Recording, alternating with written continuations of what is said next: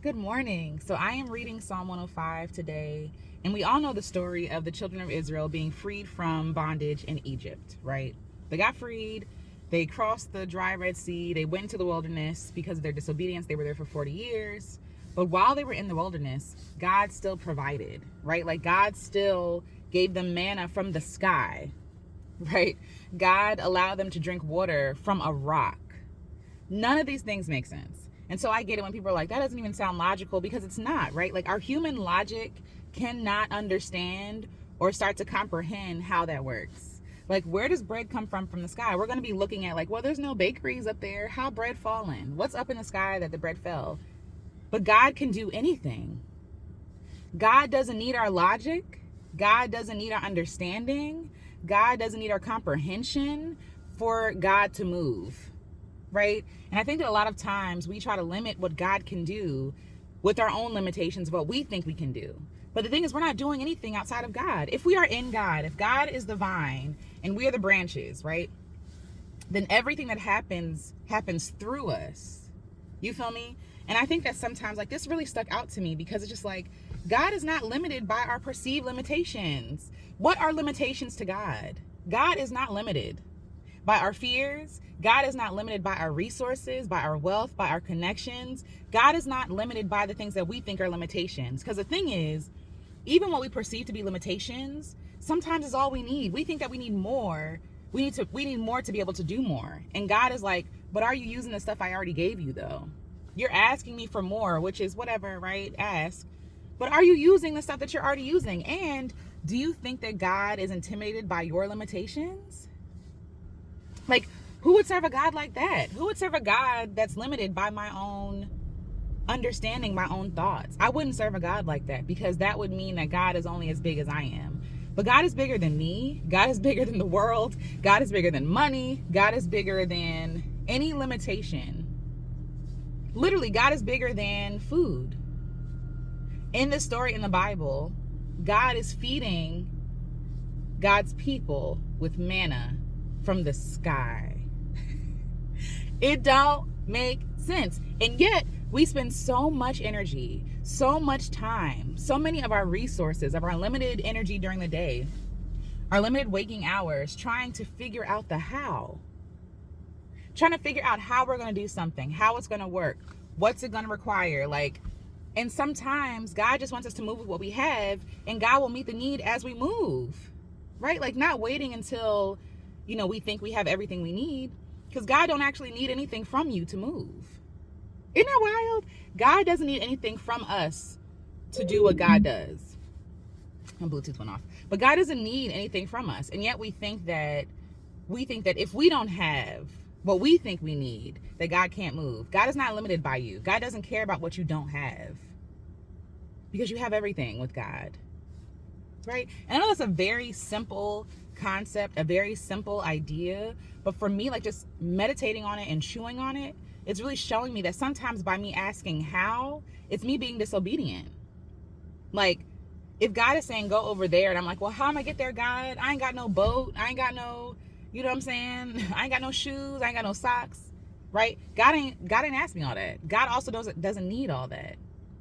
I feel like when we start moving with God, what God has given us, with what we have, not waiting until we think, we're good enough, or not waiting until we think we have all we need. I think that God provides. God provides. There is provision for the obedience, even in the wilderness when them ninjas was acting up, okay? Making idols and all this other stuff in the wilderness after God just saved you from Egypt. Yo, that's crazy. I still gotta clip my hair. But that's crazy. Like, but even with that, God was still faithful, and God still provided for them. And so why do I think that I'm not lovable enough? Why do I think that I'm not good enough or qualified enough for God's love, provision, qualifications? Why am I putting my way of thinking above God's? My way of thinking is limited. I only have, like, even though I think that I'm wise, I don't know. I think that we should be becoming wise. No matter how wise we become, our thoughts will never be like the thoughts of God, because we're always going to be limited by something: our perception, our actual like real life dramas and things happening, our experiences, right? But God doesn't have any of that. God is not limited by human form or human worries. God is not worried about money. But God does provide. And sometimes that provision doesn't come in the form of money, right? Sometimes we're looking for provision to look like a specific something. But sometimes provision doesn't come in money. Sometimes provision is coming through people, opportunities, other resources, right? Like maybe you don't need money for what you think you need money for. Maybe God will provide it in some other way, right? But we'll never know if we're still sitting here asking how. Asking how. Asking how. When God has given us instructions. God can do anything. And we say that with our mouths, but do we really believe it? Can God really do anything? If God can do anything, then why are we sitting on ideas? Why are we sitting on dreams? Why are we not, doing anything? Why are we putting it off for like later? Like, oh, when I get the X, Y, and Z, then I'll be able to do no, start now. Begin now. God is not limited by our own perceived limitations, because even our limitations sometimes don't be limitations. It'd be fear, right? It'd be fear. It'd be procrastination. Like, are your limitations really limitations? Like, really think about that. Like, are you really limited by what you think you're limited by? And if you are perceiving yourself, if the dream that you have, you feel like you have to do it to the, make it perfect or, without flaw or without error. Yes, right? Because we're human. And so you're always going to feel like you're lacking in some regard. But what if I told you, would you believe me if I told you that what you have today is enough? That God doesn't need you to be perfect. God just needs you to be willing. And let God do the rest. Right? Like, we're always looking for a reason to doubt God. Wouldn't it be us? We be sabotaging our own stuff. We're our own saboteurs. We're our own limitation. Like, God fed Israel from the sky, okay? And that doesn't make any logical sense. And yet we're trying to figure out what God has given us with logic and with reasoning. Excuse me. And some logic, again, is just fear-based. Some logic is not logic at all. Like, what is logic to God? And what is logical to us is not what's logical to God. Like, if God owns the cattle on 1,000 hills, then why am I worried about money? Why should I worry? Like, what is the benefit of me worrying? What is the cost of me worrying? Stress, anxiety, wasted time, wasted energy. When, like, that's my own limitations. But God is not limited. There is no limitation in God. And the beautiful thing about it is that I don't have to work for or work towards something. Like, it's not by my own sweat. It's not by my own might. It's by me allowing myself to be willing, being a conduit, and God works through me, which takes the pressure off, because that means I don't have to make things happen by myself, because I'm not by myself. God gave me the dream. God gave me the idea. So God will provide. God will figure out the how. God will figure out how to get it done. God will figure out, how you'll get paid from it. God will figure out all of that, right? But you don't need to know that right now to get started. We don't need a how before we do. We don't need a how, because we don't know how. We're not mind readers. We're not fortune tellers, but we try to be. We try to figure out the how before we move, but all that does is delay. All that does is make us disobedient. All that does is stresses us out. Like, you know what I'm saying? What is the benefit of worrying? Seriously. What is the benefit? I asked this question before. I said this before. Worry is a waste of your imagination. Worry is a waste of your creativity. I think I saw that on Twitter. I forgot who said it, but I was like, yo, but for real, what a waste of energy, when I could just be using that same energy that God gave me for the day to do what God asked me to do. If God is asking you to be an encourager, the first thing shouldn't be you going to Google and being like, oh, how do I, make $1 million from being an encourager? No, just encourage people. Write someone a love letter. That's free. Record a video and post it on YouTube. But get the message out there. That's obedience. And I feel like by being obedient, God then provides in ways that we couldn't even foresee. I feel like God loves to surprise us. Because how boring would it be if we could predict everything? Like, we want stuff to be predictable, but I want God to blow my mind more than that. Sure, I love the comfort of predictability. I love it. I love the comfort of knowing. I love the comfort of this being like I'm being in my flow and doing my thing. But what gives me a better ROI is me trusting God. Is me trusting God and allowing God to blow my mind. It's my favorite thing. It's my favorite thing. And so while I can, have the satisfaction, the short satisfaction or gratification of knowing the how and the why and all the things, but I think long term, adding to the history of God and I, adding to, my faith arsenal. Like, I love God. I love for God to blow my mind. And I think I'm just in a season, again, like I said, this year, my word is trust. I'm just trusting God. Whatever visions I have, I'm just going for it.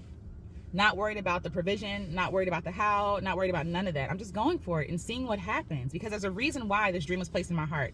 Maybe the outcome is not what I think it's supposed to be. Maybe the outcome is something totally different, but I would never know that if I didn't try. Right? Like, God gave the children water through a rock. Through a rock. And I wrote down, I said, sometimes I get caught up with the how, but literally none of that is my business, because God can handle and do literally anything. And focusing on the how shrinks God, right? And puts him in a box. Like, if I'm trying to come up and formulate, the how myself, there's no room for God to do the how God's way. Does that make sense? Like, if I am limiting God to my own perceived understanding of how things work, how to move, and again, we're talking about a God who fed people from the sky, and I'm trying to, in my humanness, make sense of it all to make myself feel safe, to make myself feel secure, right? Because I can trust in myself to an extent. I can trust in myself. It's harder to trust God, right? Like, I can trust my own abilities. I can trust what I think I'm capable of, right? I can trust what I can see. But the thing is, God can do what we can't see. And I think that's the story. That's why the story is hitting me so hard, because even on paper, I know that I can't see all that God is doing. And yet and still, I try to figure out the how. I'm convicted. Like, I try to figure out the how. Like, okay, God, but how's this going to work? And how is this going to make me money? How am I going to be able to do this thing? I'm not qualified. Coming up with all these reasons why I can't do something. And God didn't ask me none of that. And God is the one who qualifies me.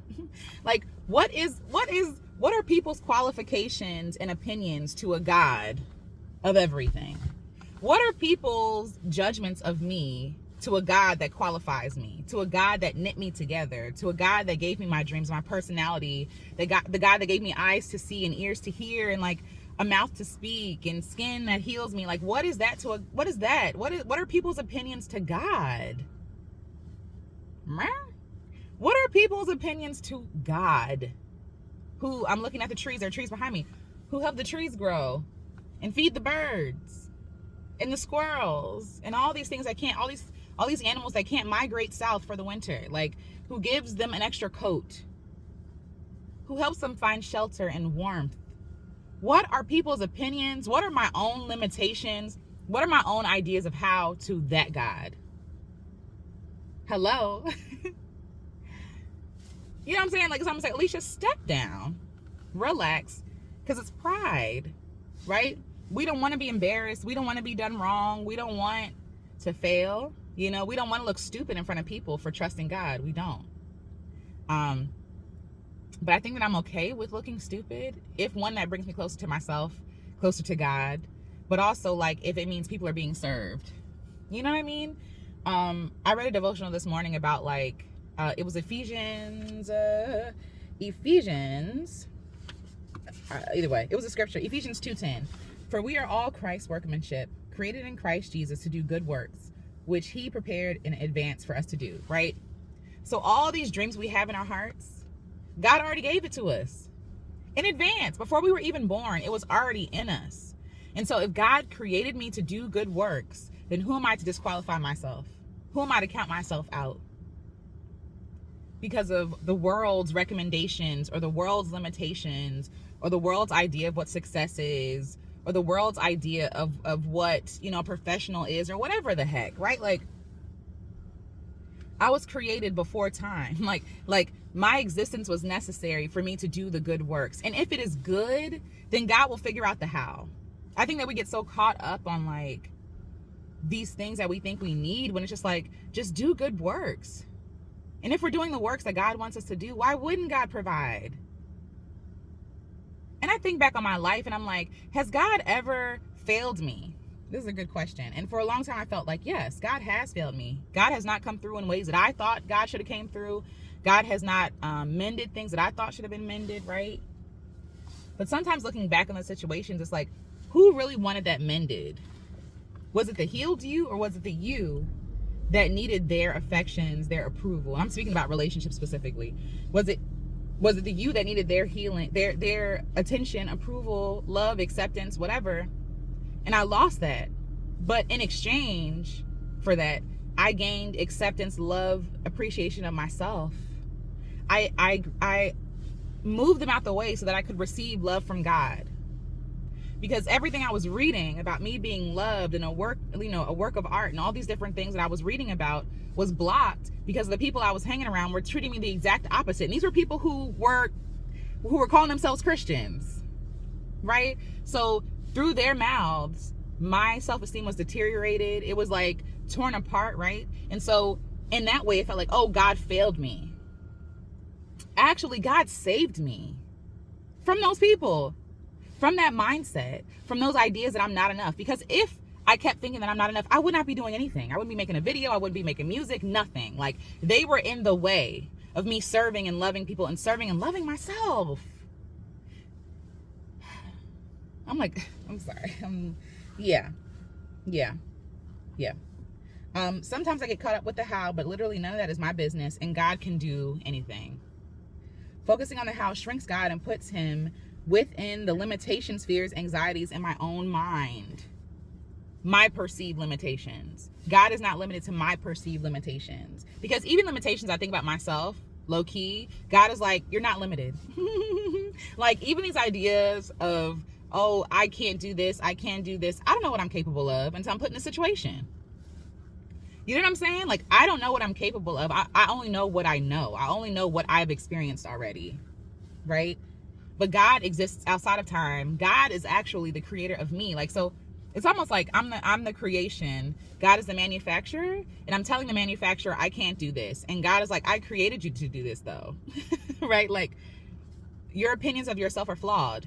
And oftentimes they're filtered through a worldly lens that tells you that your worth is tied to how much you make. It's tied to what you believe. It's tied to your political party. It's tied to all these things that are man-made. Like, your worth are tied to all these other, and God is not man. Does that make sense? Like, God is not man. And so who am I to tell God that I can't do X, Y, and Z? What do I know? For real, like, what do I know? What I know about myself first is founded in God and then in myself. Like, even sometimes my opinions of myself are wrong. Like, imposter syndrome, for example, will tell you, you can't do this. You're not good enough for X, Y, and Z, until you work through it and realize, actually, I can do this and I am good enough for that, right? Like, our opinions of ourselves changes based on situations, the day, the time, the relationship. You feel me? Where God's understanding of us does not change. That's, for me, that's the only solid thing I can rest on. God don't change. I do. People do. People are fickle. You feel me? Situations change. The environment is even changing, right? But God is the same. And that's the only thing that I can anchor myself in. That's the only thing. We waste so much energy and time on the how, when that's us being disobedient, looking for a reason to not trust or believe God, looking for an opportunity to play God, for real. Like, you discounting yourself is playing God. It's putting yourself in God's seat. When God says you can do the thing, and you're like, I can't do the thing because insert whatever reason here, you're putting your opinion of yourself higher than God's opinion of you. And it's sad because you only have a limited perception of yourself. And you only know yourself at this age, at this moment. Lord willing, you will live 100 more years, right? And so in those extra years, you're going to gain extra experience, extra knowledge, extra wisdom. Every day I spend with God, there's some sort of revelation. Even if the revelation is, girl, sit down and shut up. Stop talking so much. Stop doing so much. Rest in me. Even when I was talking to God, I think that sometimes It can feel transactional because I'm looking for God to speak in some sort of way that I'm expecting, right? And sometimes God speaks in silence. Sometimes God's silence is saying, you're enough right now. You don't need to learn anything extra. You're okay right now. Be with me. That's hard because you're unlearning, again, hustle culture, grind culture. It's all the same. Like, you're unlearning productivity equals worth and value. So like, if that's happening, if I'm spending time with God and more stuff is coming, then who I am today is already limited because of who I'm going to be in the years to come. Who am I to discount myself if God says to do something or calls me to do something, right? I'm playing God, but I cannot make water come from a rock. We're playing God with our opinions about ourselves and other people and situations and all this stuff and what can happen and what can't happen. But can you make water come from a rock? I can't. Can you make manna fall from the sky? I sure can't. Can you make the water dry on a river? Like dry on a sea, in the sea to walk on? No, I cannot. No, I cannot. And yet and still, I still think that my understandings, my perspectives, my ideas of who I am, of what I can do, of what's possible, what God is capable of doing, I still exalt my own thoughts above God's. And it's a constant learning, right? A constant humbling of myself, a constant submitting to God, right? Like, and a part of that submission is just acceptance, not fighting, not pushing back. But the thing is, God is big enough to hear that too and still do the thing, right? Like, one of my favorite people in the Bible is Moses. And, you know, he's giving God, I can't speak well. What you want me to do? Like, I don't want to do this. And God is like, I hear you. However, you're still gonna do the thing, right? And then Moses does the thing. And it's amazing to see Moses, even as he ages and becomes wise and experienced, still come up against his limitations. Right? Like, when they're at the sea about to cross, God, they're pursuing us. You did all these wonderful things. And yet and still Moses said, oh, we're gonna die here. Great. We did all this just to die at the sea. And God is like, what have I given you? Your staff. Use your staff to cross across the sea. And I feel like in our lives, that's how things unfold. It's not necessarily like a big, here's the whole plan and here's the whole to do. It's like, no, like, take your first step and I'll take you each and every step of the way. Because honestly, if we saw everything, we'd be overwhelmed. It'd be scary. If God showed me in a vision that I was going to lead people out of Egypt and then help them cross the sea, and there were going to be all these plagues and stuff, I wouldn't want to do it. I am not interested in that drama. That is too much. It's too much. And then they're going to whine and complain the entire way. Okay. Like, no, I'm not interested. But because God knows, like, what we can handle, what we can understand. And also, like, even thinking about it, like Moses, before he had that encounter with God, like, if he had a vision of them crossing the Red Sea, he might not have even believed it. Maybe you don't have the unfolding because you're not ready for it yet. And I'm telling this to myself. Like, I'm literally looking at the camera talking to myself. Maybe you don't have it because you're not supposed to have it right now. Maybe it's not time. Maybe you don't need that to move. I think that we think we need a lot more to move than we do. We don't. You just need to move. You have enough in your hand right now to do something. Everybody has enough in their hand right now, even if it's your phone, to do something. Time out for the excuses. Time out for the, you don't know what you're capable of. And God is not limited by your fears. God is not limited by your perceived limitations. God can literally do anything. He can do any and all things. And since he can do any and all things, I'm gonna put my trust in God, because I ain't got it. You know? I said, when God gives me a dream or a vision, I will not wear myself out trying to figure out the how or focus on my own parts to play, right? Like, I'm not worried about the how. What I'm worried about is what I can do today. How can I either sit with this? How can I move forward with this? Like, how is delaying? How is not trusting, right? Asking how. Asking how is delaying it. Asking how is not trusting God for real, right? Asking God, how will I do it? How will I be provided for? It's focused on the wrong things. How will I make money? It's focused on lack. When we serve an abundant and eternal God, what is lack to God? What is lack to God? God will provide. God will provide the how, the resources, right? The wealth, the opportunity. God will provide the way, the rest, right? Like all of that is not in us to carry. We don't have to carry that and be burdened by all that stuff, all that worry.